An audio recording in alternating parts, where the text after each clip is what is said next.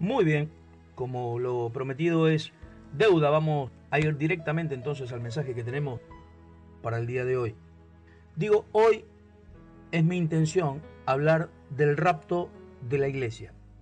Tema este muy, pero muy poco predicado, aunque es algo que está por suceder de manera inminente, en cualquier momento. Digo, pregunto, entre quienes escuchan, ¿hay alguien que crea en el rapto de la iglesia?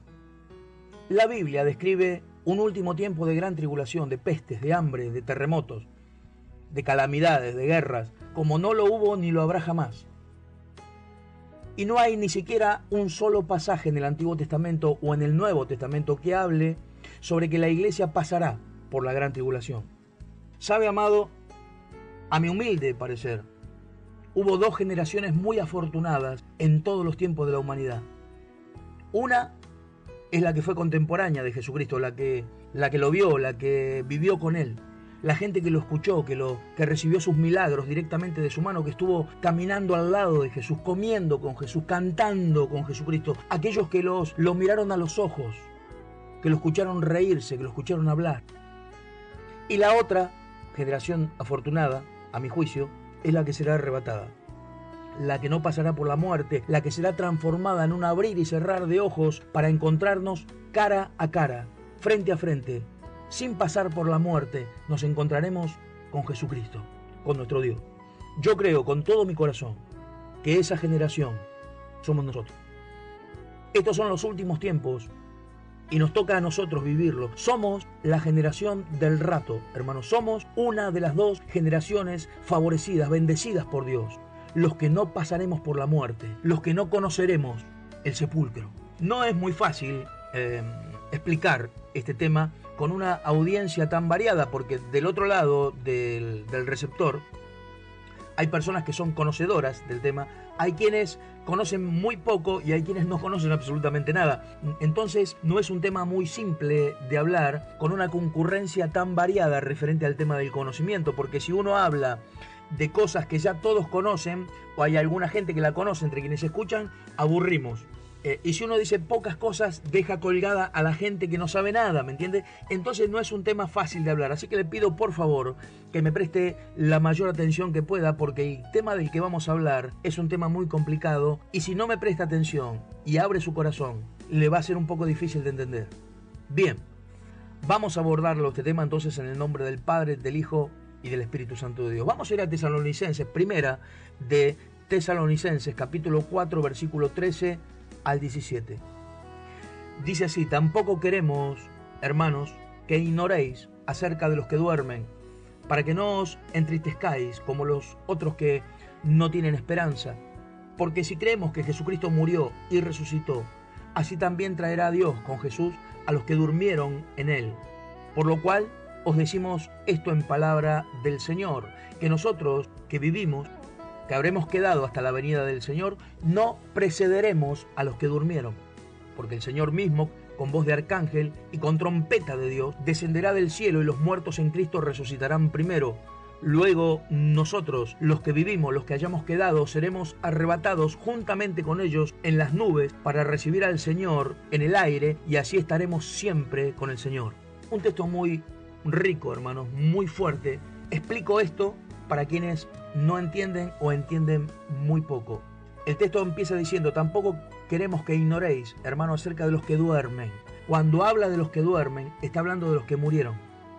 Entonces dice, no quiero que ignoren acerca de los que duermen, para que no se entristezcan como los otros que no tienen esperanza. Porque si creemos en Jesucristo y que Él resucitó, así traerá también Dios con Jesús a los que murieron creyendo en Él, a los que durmieron en Él, creyendo en Él.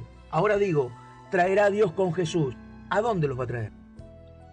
Pregunto a la audiencia, ¿a dónde va a traer a los que durmieron en Jesús, a los que murieron creyendo en Jesús? Dice, porque también traerá a los que durmieron en Él. ¿A dónde los va a traer? Los va a traer a buscar a la gente que quedó aquí en la tierra, porque está hablando de rapto. Entonces dice, nosotros que estemos en ese momento vivos, no precederemos a los que durmieron, sino que primero serán levantados los que murieron, y luego nosotros, dice el texto, los que vivimos, los que habremos quedado hasta ese momento de la venida del Señor, seremos arrebatados juntamente con ellos en las nubes, juntamente con los que durmieron en las nubes, y así recibiremos al Señor en el aire y estaremos para siempre con Él. Hay varios textos, amado, que hablan de este tema del rapto de la iglesia. Por supuesto que no me voy a poner ahora a leer todos los textos que hablan del rapto de la iglesia, solamente le leo otro como para que entienda que hay argumento y que hay textos que hablan de este tema. Primera de Corintios, capítulo 15, versículo 51 en adelante, dice así: He aquí os digo un misterio, el mismo encabezamiento. He aquí os digo un misterio, no todos dormiremos, pero todos seremos transformados. En un momento, en un abrir y cerrar de ojos, a la final trompeta, porque se tocará la trompeta y los muertos en Cristo resucitarán incorruptibles y nosotros seremos transformados. Porque es necesario que esto corruptible se vista de incorrupción y esto mortal se vista de inmortalidad. Y cuando esto corruptible se haya vestido de incorrupción y esto mortal se haya vestido de inmortalidad, entonces se cumplirá la palabra que está escrita: sorbida es la muerte en victoria. ¿Dónde está, oh muerte, tu aguijón? ¿Dónde, oh sepulcro, tu victoria? Empieza con el mismo encabezado, ¿vio? Os digo un misterio, dice Pablo, no todos moriremos, pero sí todos seremos transformados. Está hablando del rapto de la iglesia. En un momento, en un abrir y cerrar de ojos, esto corruptible se vestirá de incorrupción, esto mortal se vestirá de inmortalidad. En un momento, hermano, algo casi imperceptible, en un pestañear, en un abrir y cerrar de ojos, en un pestañear, seremos arrebatados y transformados. Entonces, sigue diciendo el texto, se cumplirá la palabra que está escrita: sorbida es la muerte en victoria, devorada, tragada es la muerte y su poder. ¿Dónde está, oh muerte, tu aguijón? ¿Y dónde, oh sepulcro, tu victoria? Palabra esta solo muy bien entendida por la generación que será arrebatada, la que no pasará por la muerte, la que no entrará en los sepulcros. ¿Dónde está, oh muerte, tu aguijón? ¿Y dónde, oh sepulcro, tu victoria? La Biblia describe que en el último tiempo los corazones se enfriarán y que habrá un tiempo de gran tribulación, de gran persecución y muertes, y guerras y catástrofes como no lo hubo ni lo habrá jamás. Se lo denomina a esto, hermanos, el tiempo del juicio de Dios sobre el mundo. Pero la iglesia no va a pasar por la gran tribulación, no va a pasar por el juicio que Dios va a traer sobre todo el mundo, porque la iglesia es arrebatada antes que dé comienzo la gran persecución, la cual comienza por el acoso a quienes no se quieren poner la marca de la bestia. Yo no sé si usted sabe, hermano, pero la marca de la bestia es el chip, el famoso chip, que ya están poniendo por todas partes. En Argentina, hermano, una de las últimas noticias dice que en Argentina hay más de 10.000 personas que ya están implantadas con el chip. Y ahora, por supuesto, es de forma voluntaria, pero llegará el momento, dentro de no mucho tiempo, donde será de forma obligatoria y los que no quieran ponerse el microchip, ahí comenzará entonces la persecución. A este tiempo del mundo la Biblia le llama la prueba que ha de venir sobre el mundo entero, la gran tribulación. Mire por qué le estoy diciendo que la iglesia no pasa por este tiempo. Mire lo que dice Apocalipsis capítulo 3, versículo 7 en adelante. El Apocalipsis 2, capítulo 2 y versículo 3 describe palabras que Dios le da a las 7 iglesias. Las 7 iglesias representan, de alguna manera, las iglesias de todos los tiempos, de todas las edades y de todas las razas, ¿vio? Y el capítulo 3, en el versículo 7, le escribe a la iglesia verdadera, a la iglesia que no negó nunca su fe. Y dice esto: escribe al ángel de la iglesia en Filadelfia. Esto dice el santo, el verdadero, el que tiene la llave de David, el que abre y ninguno cierra, el que cierra y ninguno abre. Yo conozco tus obras. He aquí he puesto delante de ti una puerta abierta, la cual nadie puede cerrar, porque aunque tienes poca fuerza, has guardado mi palabra y no has negado mi nombre. Qué maravilloso, hermano. Yo no sé usted, esta palabra es para mí, hermano. Yo conozco tus obras. He aquí he puesto delante de ti una puerta abierta, la cual nadie puede cerrar, porque aunque tienes poca fuerza, has guardado mi palabra y no has negado mi fe. Qué maravilloso Dios. He aquí, sigue diciendo el texto, yo entrego de la sinagoga de Satanás a los que se dicen ser judíos, pero no lo son, sino que mienten. He aquí yo haré que vengan y se postren a tus pies y reconozcan que yo te he amado. Y entonces viene la promesa de la que le estoy hablando. Por cuanto has guardado la palabra de mi paciencia, yo también te guardaré de la hora de la prueba que ha de venir sobre el mundo entero para probar a los moradores de la tierra. Esta es una promesa dada a la iglesia que mantiene su fe en Jesucristo. Todo el capítulo 2, como le decía recién, y el capítulo 3 están dedicados a dar mensajes a las 7 iglesias, es decir, a las iglesias de todo el mundo, de todas las edades, de todas las épocas. Estas 7 iglesias reflejan las iglesias de todas las épocas, hermano. Y la iglesia de Filadelfia es la que recibe la promesa porque nunca negó su fe. Entonces, la promesa para la iglesia verdadera es: yo te guardaré de la hora de la prueba que ha de venir sobre el mundo entero. Esa es la promesa. ¿Y cómo nos va a guardar? Muchachos, no todos morirán, pero todos seremos transformados. Es maravilloso nuestro Dios. Está hablando del rapto de la iglesia. En un momento, en un abrir y cerrar de ojos, esto corruptible se vestirá de incorrupción y esto mortal se vestirá de inmortalidad. En un momento, hermano, casi imperceptible, seremos arrebatados y transformados. Parece un cuento de hadas, ¿no es cierto?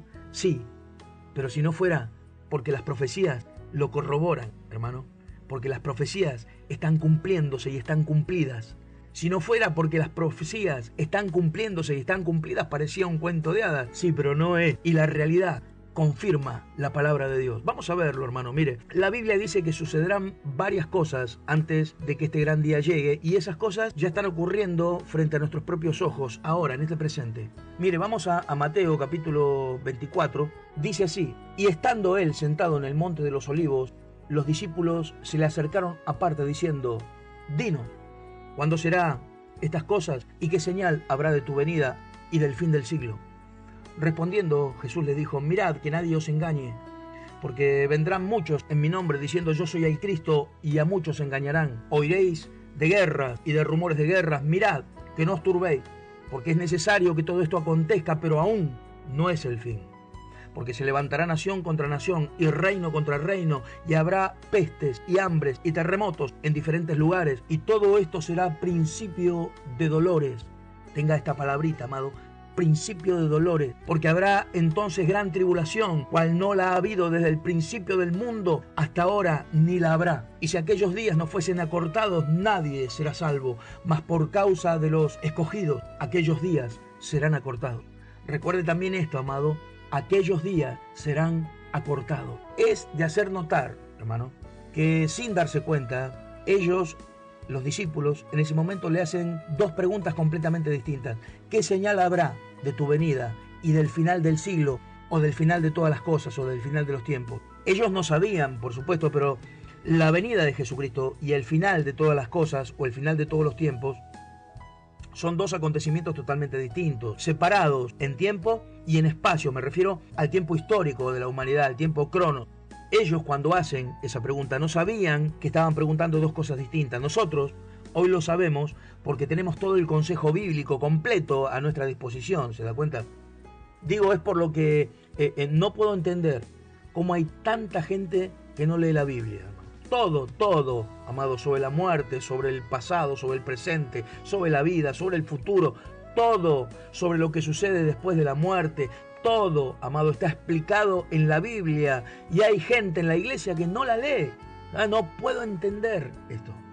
Dejamos, ya metiéndonos en el tema, amado, dejamos entonces de lado los tiempos finales, que da lugar de hecho a otra prédica o a varias, ya que esto no es explicar el patrucito, ¿se da cuenta? Así que hoy solo estamos hablando de la venida de Jesucristo, y más específicamente del rapto de la iglesia. Ahora bien, la venida de Jesucristo también se compone de dos tiempos distintos, de dos momentos de la historia humana diferente en años, uno de otro. Le explico. La venida de Jesucristo comienza con el rapto de la iglesia. El rapto de la iglesia es ese momento de gloria, ese momento rutilante del poder de Dios para quienes hemos creído en el nombre del Señor Jesucristo de Nazaret. En ese momento de la historia, inmediatamente después del rapto de la iglesia, es que comienza la gran tribulación, la cual dura 7 años. Y al final de los 7 años es la venida de Jesucristo donde todo ojo lo verá. Bien, entonces la venida de Jesucristo se compone de 2 momentos distintos. El rapto de la iglesia y la venida visible de Jesucristo donde todo ojo lo verá. Ahora, no es solamente la señal de la marca de la bestia la que nos alerta del rapto. Hay otra cantidad de señales que tienen que estar cumplidas para que esto acontezca. Así que vamos a verlo. ¿Qué le parece? En estos días estuve viendo en internet la magnitud final del tsunami de Japón. Un terremoto de casi 9 grados en la escala de Richter. Seguido, como todos sabemos, por un tsunami que arrasó las costas niponas. Parece que entre los últimos terremotos y tsunamis que superan los 8,5 grados en la escala de Richter, por ejemplo el de Sumatra en el 2002, el de Chile en el 2009 y ahora el de Japón en el 2012, parece que entre todos estos terremotos que superan los 8,5 en la escala de Richter, el eje de la Tierra se corrió. Los científicos dicen de 15 a 17 centímetros. Increíble, ¿verdad?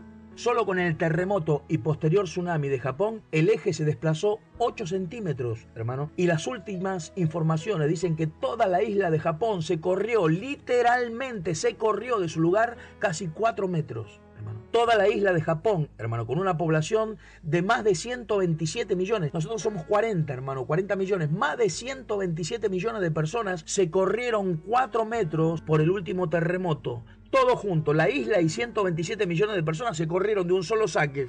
4 metros. Qué tremendo el poder de la naturaleza, hermano. Imagínese lo que será la ira de Dios. Digo, qué terrible que sería esto si es que fuese que esta catástrofe, que estas circunstancias se le están escapando a Dios de las manos. Digo, qué tremendo que sería. Pero gracias a Dios, no es así, porque esto ya estaba escrito y profetizado. Mire lo que dice Isaías, capítulo 13, versículo 13 también. Estamos diciendo que el eje de la tierra se corrió. La tierra misma se movió de su lugar. Mire lo que dice Isaías, hermano. Porque haré estremecer los cielos y la tierra se moverá de su lugar en la indignación de Jehová de los ejércitos y en el día del ardor de su ira. Esto está escrito 700 años antes de Jesucristo. Es decir, 2700 años, hermano, hace que está escrito esto, porque Jesucristo vino hace 2000 y esto está escrito hace 700 años antes de Jesucristo, hace 2700 años que está escrito esto, hermano. Claro, digo esto leído en esa época, o quizás leído hace 100 años atrás, se entiende solo como que es un temblor, ¿vio? Que la tierra se va a mover. Esa frase, la tierra se moverá de su lugar, se entiende como un terremoto, sin estar, claro, presenciando los últimos acontecimientos. Esa frase se toma solo como si estuviese hablando de un terremoto, ¿se da cuenta? Pero parece que tenemos que entender las profecías de forma literal, exacta, porque así como están escritas, así, literalmente así, van a suceder. La tierra se moverá de su lugar. Interesante texto, hermano, que a la luz de la realidad de nuestro tiempo nos invita, por supuesto, a reflexionar. Evidentemente, cada uno de los terremotos que superen los 8.5 en la escala de Richter parece ser que de una u otra manera han influenciado y seguirán influenciando este tipo de movimientos en el eje terrestre. Y se espera aún el terremoto más grande del que se tenga memoria, que es el de la zona de San Francisco por la famosa falla de San Andrés.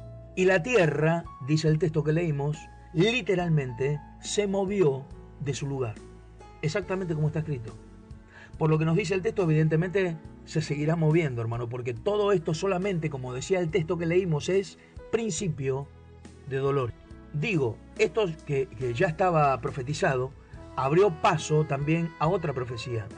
Ahora parece ser que producto de que el eje de la Tierra se desplazó, la Tierra gira más rápido y los días ahora son imperceptiblemente más cortos. Algunos científicos dicen que los días se acortaron de 15 a 20 segundos. El capítulo 24 que leímos recién de Mateo es realmente revelador referente a los tiempos finales. Y dice, miren, el versículo 21 y 22, dice, porque habrá entonces gran tribulación, cual no la ha habido desde el principio del mundo hasta ahora, ni la habrá.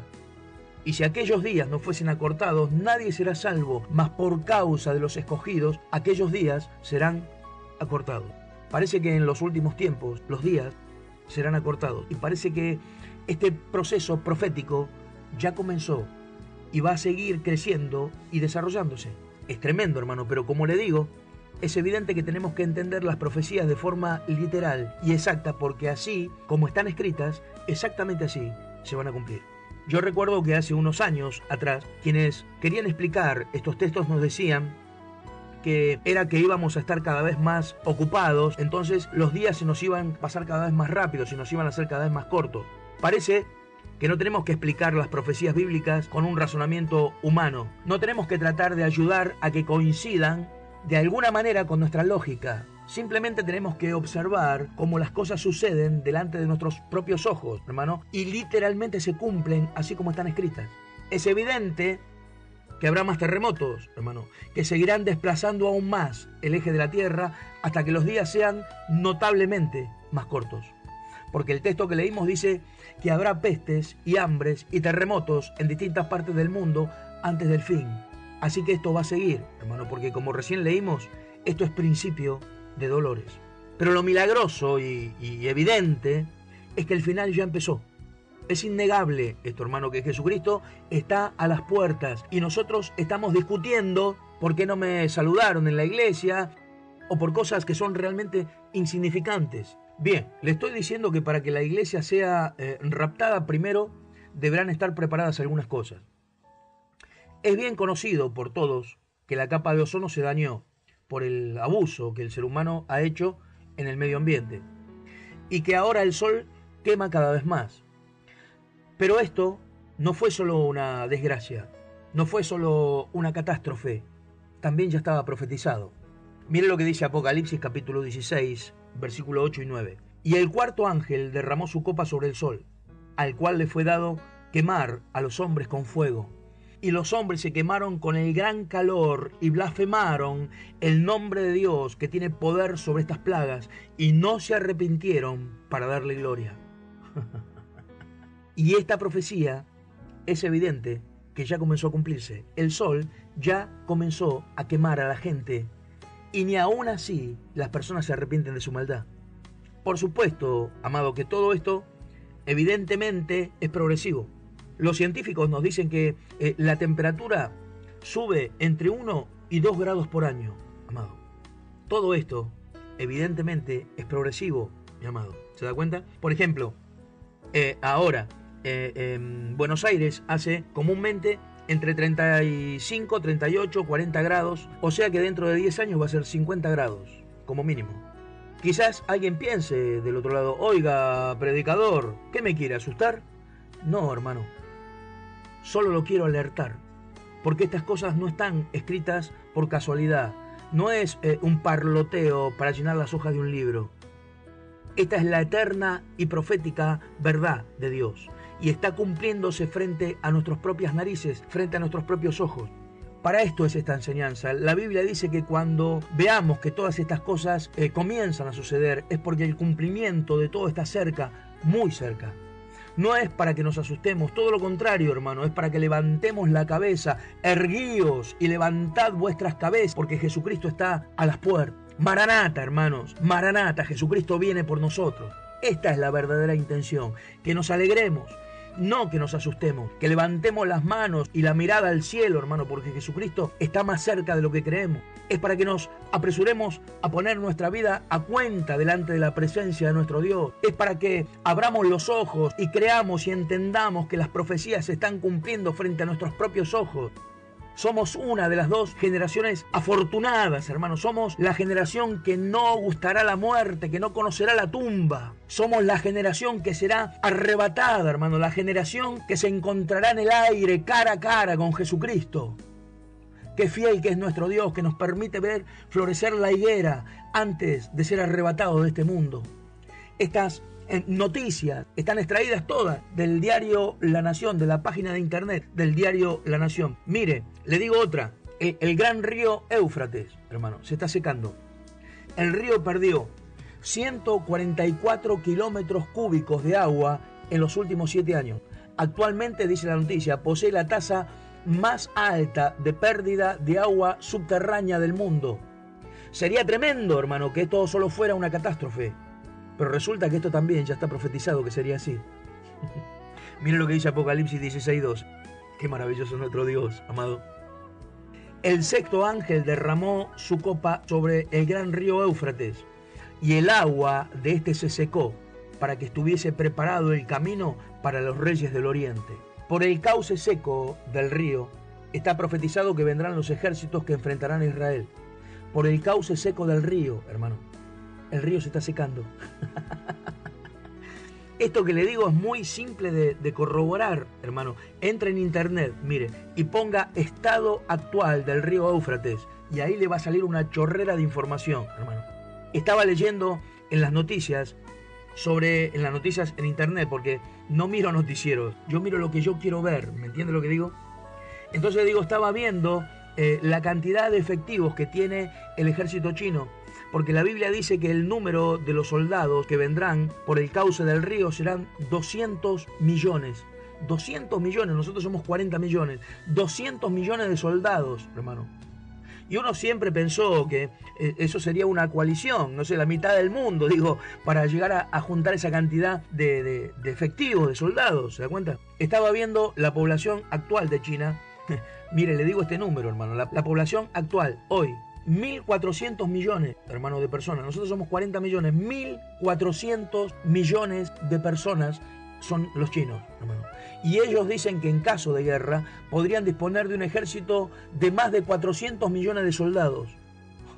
O sea que ellos solos podrían disponer de un ejército de esas dimensiones, 200 millones de soldados. Ellos solos podrían poner ese ejército. Mire lo que dice Apocalipsis, capítulo 9, versículo 13 en adelante. El sexto ángel tocó la trompeta y oí una voz de entre los 4 cuernos del altar de oro que estaba delante de Dios, diciendo al sexto ángel que tenía la trompeta: desata a los 4 ángeles que están atados junto al gran río Éufrates. Y fueron desatados los 4 ángeles que estaban preparados para la hora, día, mes y año, a fin de matar a la tercera parte de los hombres. Y el número de los ejércitos de los jinetes era 200 millones. Yo oí su número. 200 millones de soldados, hermano. Y el profeta dice: yo oí su número, no es que me pareció, no es que escuché mal, yo lo oí, dice el profeta, como dando a entender que la cantidad era exorbitante. Claro, imagínense, en esa época ni siquiera en todo el mundo habría 200 millones de personas. Entonces él dice: eran 200 millones de soldados, yo lo oí. Hoy, hermano, el ejército chino solamente puede poner esa cantidad de soldados. 200 millones, más de 400 millones tienen de soldados. Parecía un número imposible, hermano, pero aún eso también ya está preparado. Y tenemos las iglesias llenas de personas que discuten por un ministerio y que otros no quieren cambiar, y otros no saben ni siquiera dónde están parados, hermano. Y Jesucristo está a las puertas, hermano, ya viene por nosotros. Ahora, lo tremendamente poderoso de las profecías de Dios, porque esto es tremendo, hermano, es que no son vagas, no son difusas.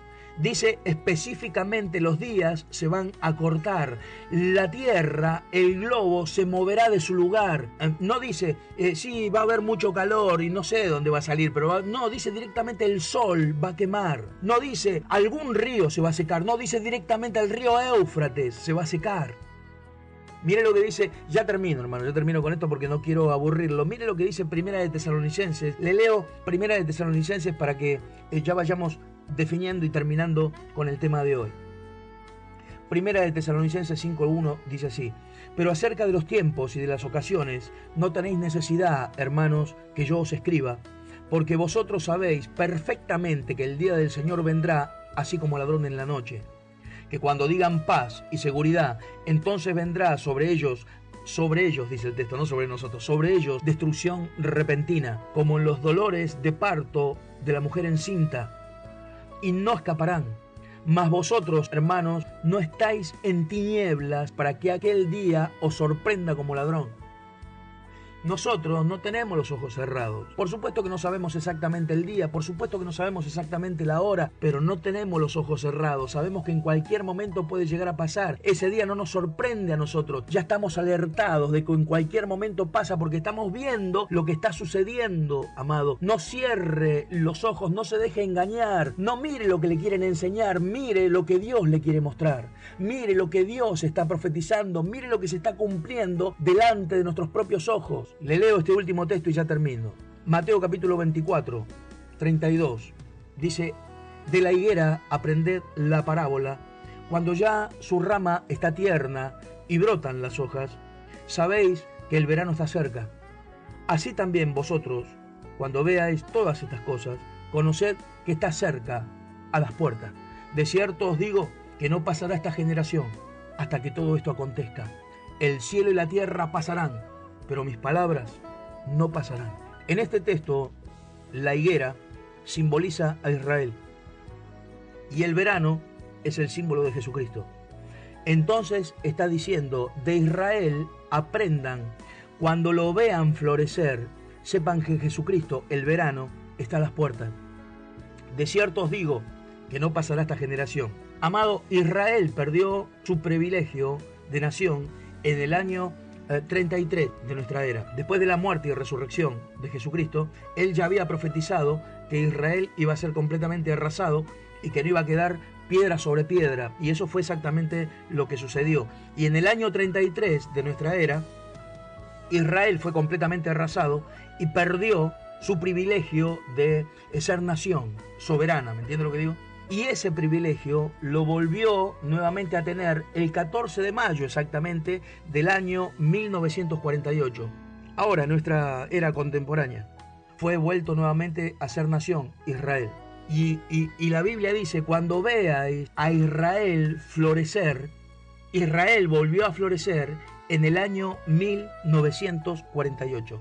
Y el año que viene, amado, se cumplen 70 años de que Israel volvió a ser nación. Y el texto dice, no pasará esta generación hasta que todo esto acontezca. La Biblia dice, mi amado, que una persona vive entre 70 y los más robustos 80 años. Eso está en Salmos capítulo 90. No le estoy diciendo que Jesucristo viene el año que viene. Lo que le estoy diciendo es que a partir de ahora Jesucristo puede venir en cualquier momento.